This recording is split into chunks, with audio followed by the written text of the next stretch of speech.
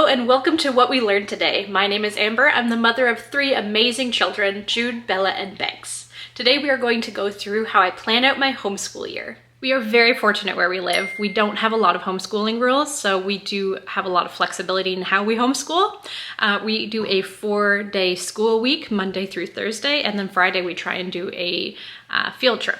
This year we have created an educational motto. I wanted something that kind of inspired us to stay focused on what the overall arching goal of our homeschool is.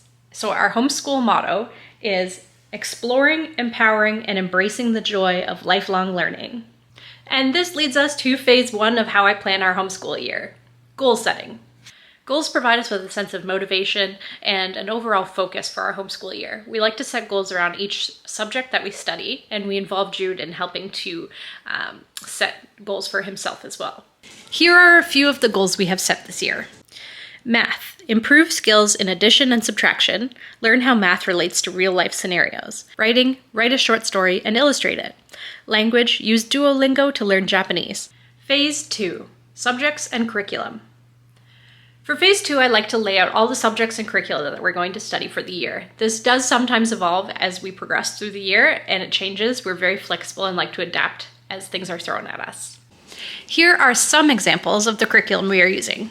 For math, we are studying the Good and the Beautiful Math 2 and finance skills. For language arts, we have the Good and the Beautiful Language Arts 4, the Good and the Beautiful Spelling Workshop, and a Charlie and the Chocolate Factory read aloud with a chocolate unit study.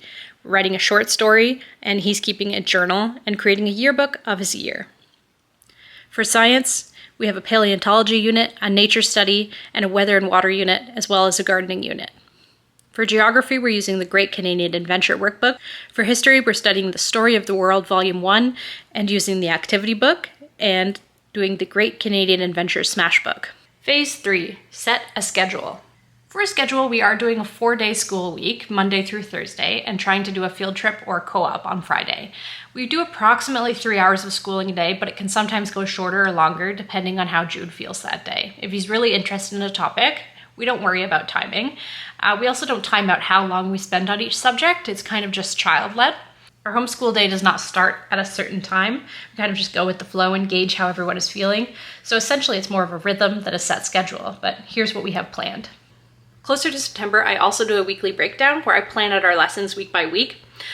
This includes things like what supplies we're going to need for the following week, what lessons we plan to work on, and things like that. Phase 4 is establish a system for tracking progress. This is the final phase where we want to remember our homeschool year, so we want to do something special.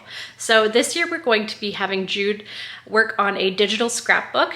We're gonna upload some of his schoolwork, photos of our field trips, photos of our days, and do a whole scrapbook of our year, kind of like a yearbook, I guess.